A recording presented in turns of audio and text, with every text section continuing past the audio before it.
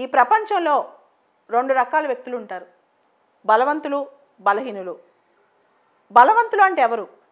జనరల్‌గా ఈ సమాజంలో బలవంతులు అంటే పేరున్నవాళ్ళు, డబ్బున్నవాళ్ళు, ప్రఖ్యాతి ఉన్నవాళ్ళు. కానీ నిజంగా బలం ఉన్న వ్యక్తి ఎవరో తెలుసా? మానసిక స్థైర్యం దృఢంగా ఉన్న వ్యక్తి. ఎన్నిసార్లు కింద పడిపోయినా, ఎన్నిసార్లు కన్నీళ్ళొచ్చినా, ఎంత కష్టాలు జరిగినా తిరిగి లేచి తన్ని తను ప్రూవ్ చేసుకునే వ్యక్తే నిజమైన స్ట్రెంగ్త్ ఉన్న వ్యక్తి, బలం ఉన్న వ్యక్తి. ప్రతి మనిషిని మనం జడ్జ్ చేసేటప్పుడు ఆ మనిషి ఎటువంటి పరిస్థితుల నుంచి వచ్చాడు, ఎటువంటి ఛాలెంజెస్ ఫేస్ చేసి వచ్చాడు, అవి చూస్తే ఆ వ్యక్తి నిజంగా బలవంతుడా కాదా అని మనకు తెలుస్తుంది. మనిషిలో ఎన్ని రాళ్ళు తగిలినా, ఎన్ని కష్టాలు ఎదురైనా దృఢంగా నించున్న వ్యక్తే నిజంగా బలమైన వ్యక్తి. ఈ జీవితంలో కొన్ని కొనమానాలు ఉంటాయి. లైఫ్లో బాగా సెటిల్ అయ్యావా, లేదా నీకు మంచి పేరు వచ్చిందా, అప్పుడే నువ్వు స్ట్రాంగ్ అని. కానీ అవన్నీ తాత్కాలికమే.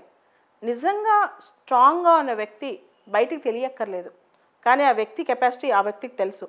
తను ఎన్నిసార్లు పడిపోయినా, ఎలాంటి ఛాలెంజెస్ వచ్చినా తను మళ్ళా తట్టుకుని అదే దారిలో నడుస్తూ ఉంటాడనమాట. ముందుకే వెళ్తుంటాడు కానీ అక్కడ ఆగిపోయి వెనక్కి తిరగడు. సో అదే నిజమైన బలం ప్రతి మనిషి జీవితంలో. బలహీనలు ఎలా ఉంటారు తెలుసా? ఏదైనా ఒక దెబ్బ తగలంగానే ఇంకా చాలా ఇక్కడ ఉండిపోదాం, మనకు అన్యాయం జరిగిపోయిందని చెప్పి వెనక్కి తిరగటం మొదలెడతారు. దాంతోపాటు అక్కడే కూర్చుండిపోతారు. దాంతోపాటు విధిరాతను తిట్టుకుంటూ ఉంటారు. ప్రపంచంలో విధిరాతను ఎవరు తప్పించుకోలేరు. చాలామంది అనుకుంటారు విధిరాతను తప్పించుకోవచ్చని. విధిరాతను తప్పించుకోలేదు, కానీ విధి రాసిన రాతను తిరిగి రాసే శక్తి, దాన్ని మార్చుకునే శక్తి మనకుంది. కాబట్టి ప్రతి ఒక్కళ్ళు మనకి విధి ఖచ్చితంగా ఒకటి రాసి పెట్టింది, దాన్ని మార్చుకునే దిశగా ప్రయత్నించండి.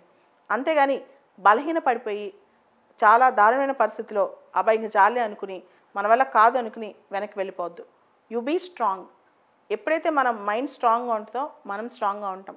ఆటోమేటిక్గా అంతకంటే స్ట్రాంగ్గా మన అచీవ్మెంట్స్ ఉంటాయి.